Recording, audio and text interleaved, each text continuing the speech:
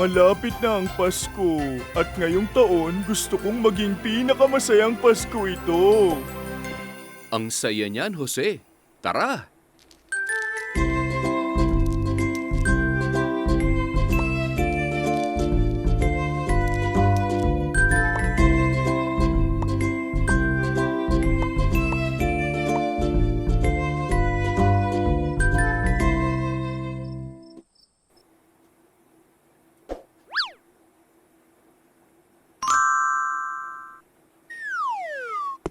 Ready na ako para sa pinakamagandang parte, ang pinakamasayang Pasko ng buhay natin.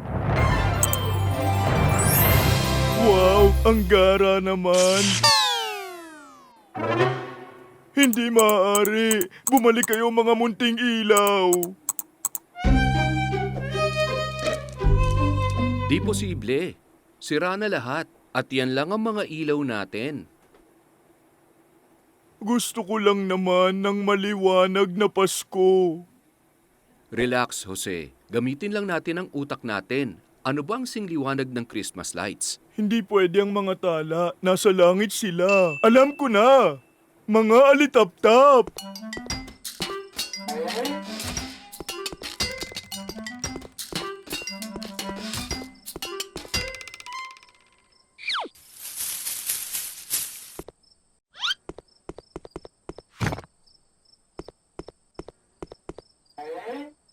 Nasaan na sila? Bumisita ba sila sa pamilya nila ngayong Pasko? May naisip na ako!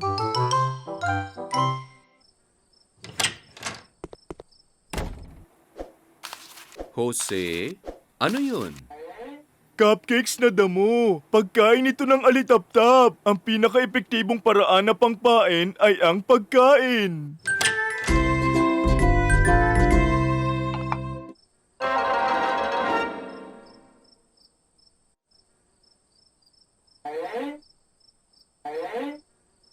Pero parang hindi epektibo itong pagkain ng alitap-tap. Sa palagay ko, paboritong pagkain to ng baka. Walang epek.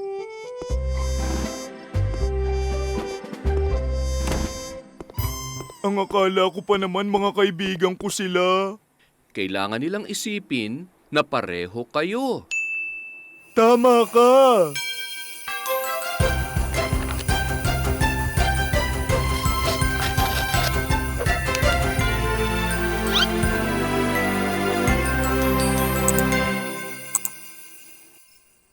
Tada! Wow! Joseng Alitap-Tap, gusto ko ang costume mo. Ayun o, alitap-tap. Nandito na ako. Alitap-tap na rin ako.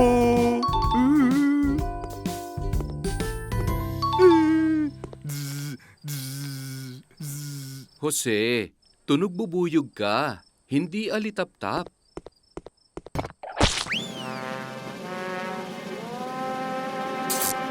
Ano ba yan? Kung kailan ko pa naman kailangan. Wala akong alitap-tap. Totoo man o hindi.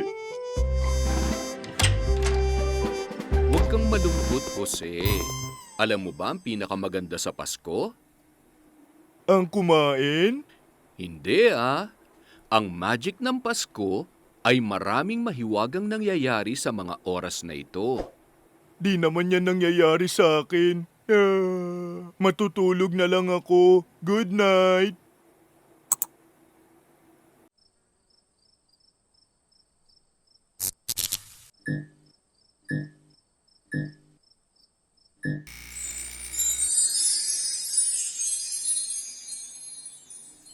Jose! Jose! Gising! May mga ilaw sa kitchen.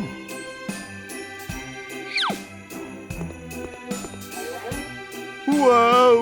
Alitap-tap! Narinig niyo ako!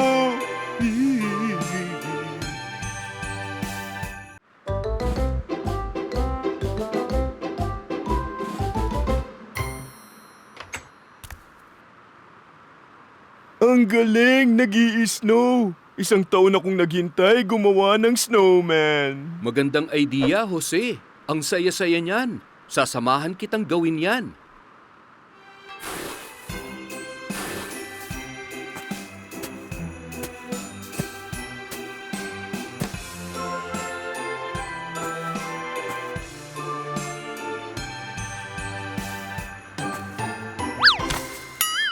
Oops! Nagkabukol ako dahil sa snowman. Relax, Jose. Gumawa na lang tayo ng isa pang snowball.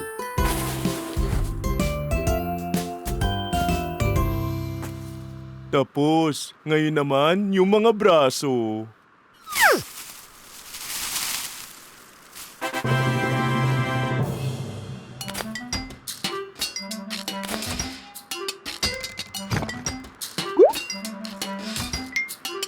At yung ilong. Pero, yan ang ilong niya. Masyadong malaki yung ilong na yun. Kaya naman mas okay kung ganito lang. Ang importante, malaking ngiti. Ang saya ng snowman ko, Kitams.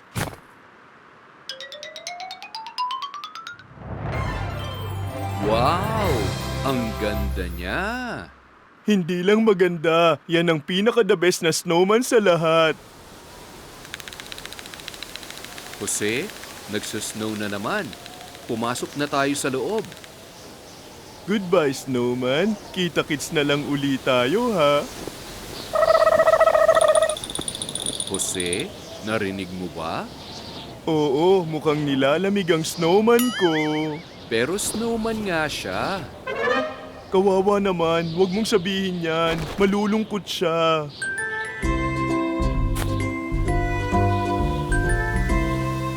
Sa palagay ko, may kulang pa.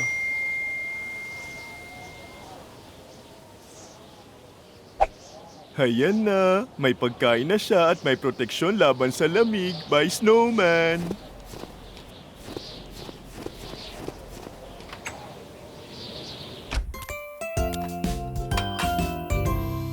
Ang sarap! Wala nang masasarap pa sa cookies kapag ganito kalamig.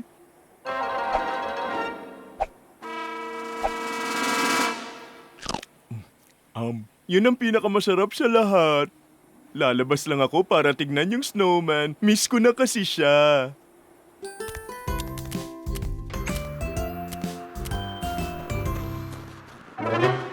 Nawawala yung mga kagamitan ng snowman. Jose, tingnan mo. Mga yapak. Sa palagay mo ba yapak yan ng snow monster?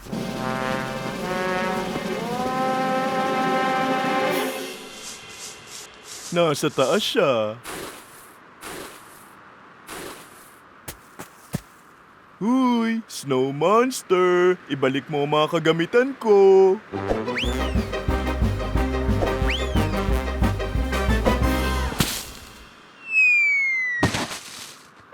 Ay. Hindi ako makapaniwala. Sinira ng snow monster ang snowman ko. Ay, munting unggoy. Kung ganun, ikaw pala ang kumuha ng kagamitan ko?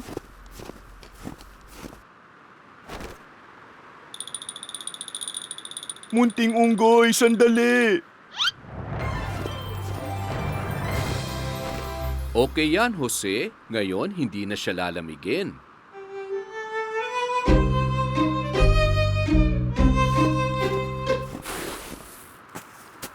Ang galing! Gusto mo bang gumawa ng isa pang snowman?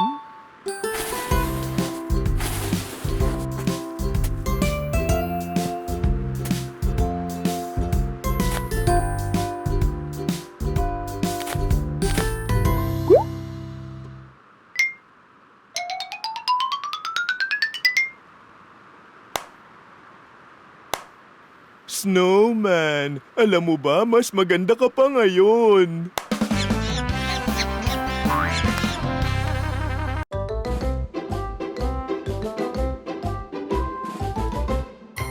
Very good, Jose. Natapos natin i-bake yung cloud-flavored cake mo. Oh yeah, kainan na. Sandali lang, wag muna. Mainit pa yung cake. At usapan natin, maghuhugas muna tayo ng pinggan. Tingnan mo yung lababo. Okay.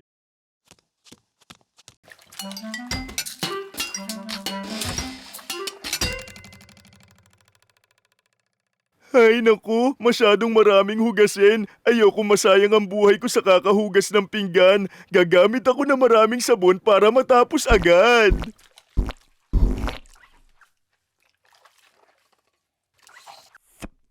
Uy, tignan mo, bula ng sabon.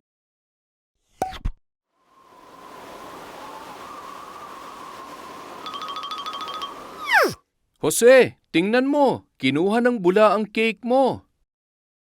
Ah, ganun. Kinuha ng bula ang cake ko. Ha? Ano? Kinuha ng bula ang cake ko? Ah! Huwag mong gawin yan, bula. Ibalik mo sa akin ang cake ko. Ibalik mo. Ah! Ako ang bahala, Jose. Aayusin ko to. Ah! May walis dyan. Tutusukin ko yung mga bula. Magandang ideya yan, pero ako ang gagawa kasi cake ko naman yan at gutom na ako.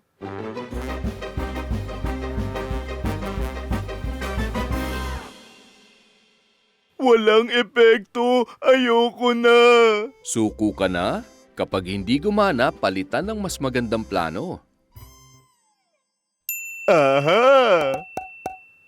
Alam ko nang dapat gawin para makuha ko yung cake. Cloud-flavored cake, parating na ako.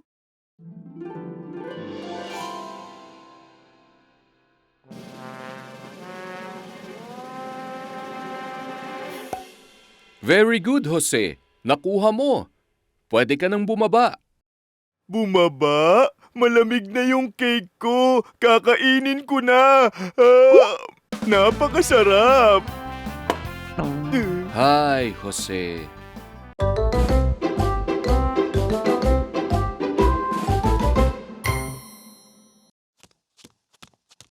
Oras na para kumain ako. Gutom na ako.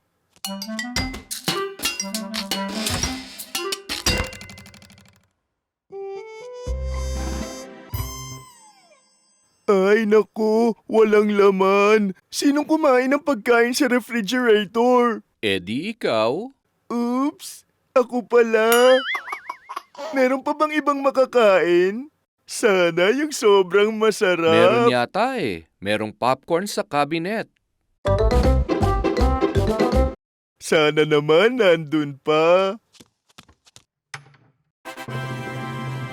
Wow! Buti na lang may popcorn! At ang laki ng bag!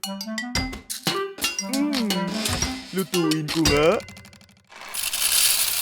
Masyadong maraming popcorn. Hindi totoo yan. Gutom na gutom ako at saka masarap ito. Takbo, Jose! Ah! Jose, okay ka ba? Anong ginawa mo? Ayan! Umuulan ng popcorn! Yan talaga ang gusto ko! Kung ganon, kainin mo bago mahulog sa sahig. Ah! Kitams, Jose, masyadong marami ang nilagay mo. Kaya hindi na tumigil ang pag-ulan ng popcorn. Ayusin natin yan. Okay, pero anong masama sa umuulan ng popcorn?